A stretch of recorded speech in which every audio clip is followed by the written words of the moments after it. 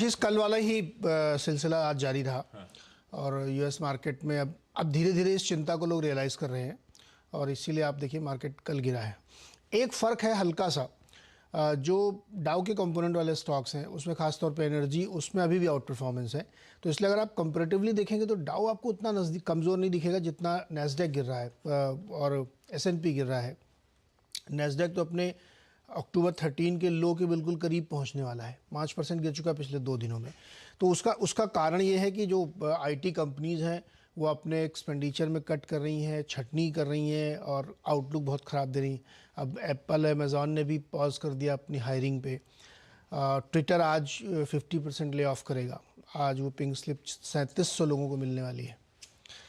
तो उन्होंने कहा भी था कि मैं करूंगा। पहले डिनाइल कर रहे थे पहले वो, नहीं, उन्होंने 1 नवंबर को डेट थी कि ऐसा करेंगे, बोले मैं तो नहीं 1 नवंबर का डिनाइल किया था।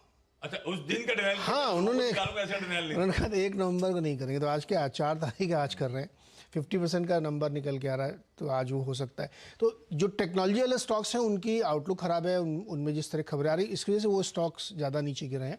लेकिन धीरे धीरे अब ये बात लोग डाइजेस्ट करने, रियलाइज़ कर रहे हैं और वो अब दिसंबर वाला अनुमान और सेंटिमेंट चलने लगा है कि वहाँ पे भी एक 75 बेसिस पॉइंट की हाइक और हो सकती है। इस बीच कल इंग्लैंड ने बढ़ा दिया 0.25% और पिछले 3 साल के हाईएस्ट पे रेट हैं और पता नहीं कितने 33 साल में पहली बार वन गो में इतना बढ़ाया है 1989 के बाद।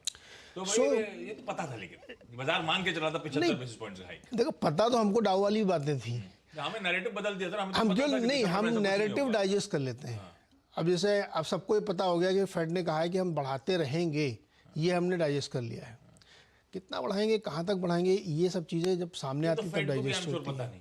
हम लोग ये तो फेड को एस्टिमेट करते रहते हैं। ये मार्केट जो है ना अपने आप को ज़्यादा स्मार्ट समझता है। 6 महीने आगे की डिस्काउंटिंग और साल भर की डिस्काउंटिंग, ये सब वो ज़रूरी भी है, वरना ट्रेडिंग कैसे करेंगे आप। तो ये एक तस्वीर बन के निकल के आई। दूसरी तरफ चाइना ने बीच में खबर निकली थी कि ज़ीरो कोविड पॉलिसी ख़त्म करने वाले हैं, लेकिन उन्होंने फिर से कह दिया कि नहीं, हम तो वही उसी को रखेंगे क्योंकि उनके 26 शहर लॉकडाउन में है। तो उसका असर ये हुआ कि क्रूड 2% नीचे आ गया क्योंकि डिमांड आएगी नहीं। चाइना सबसे बड़ा उसका कंज्यूमर है, तो उसकी वजह से भी मार्केट में थोड़ा सा नरमी देखने को मिल रही है। आज आएगा सबसे महत्वपूर्ण डेटा, यस। तो जॉब डेटा का अनुमान बताता हूँ क्या आने वाला है। एक्सपेक्टेशंस है मार्केट की 2 लाख का नंबर आना चाहिए जॉब एडिशंस में, जो कि पिछले यानी सितंबर के मुकाबले 63,000 कम होगा।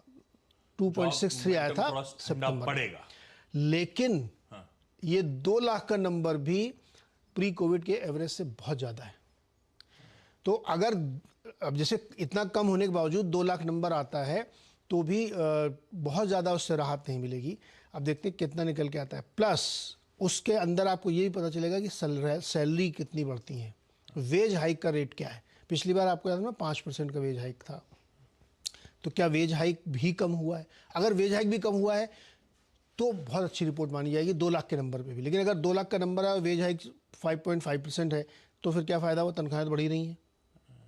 तो एक ये नंबर ध्यान रखना। दूसरा, एक अभी थोड़ी देर में मैं और डिटेलिंग करूँगा, ये फेस्टिवल सेल्स का एक्सपेक्टेशंस आए हैं 1 नवंबर से नहीं, 1 अक्टूबर से 31 दिसंबर तक के जो प्रोजेक्शंस आ रहे हैं, अभी थोड़ी सी मैंने रिपोर्ट पढ़ी है, उसमें बढ़ के नंबर आ रहे हैं। अनुमान है कि जो पिछले 1 महीने में खरीदारी हुई उसको देखते हुए ऐसा लगता है कि शायद 6.3% की सेल्स बढ़ के आएगी। तो पॉवेल साहब कह ही रहे थे कल की स्पीच में, वो कॉन्फ्रेंस में, कि हाउस होल्ड बैलेंस शीट अभी भी बहुत स्ट्रांग है, बहुत स्ट्रांग है। यही है, पैसा है लोगों के पास। ये इनका सही है, हफ्ते का डेटा आता है, उसमें सैलरी वेजेस बढ़ते हैं। हाँ। यहाँ प्लॉट कर तो साल भर दिखता नहीं बढ़ता हुआ, और जो साल भर बाद बढ़ता है वो भी दिखता नहीं कि बढ़ा है। अजीब है। अच्छा वीरू, कल का सेशन बढ़िया था भाई इन सब क्यूज के बीच में।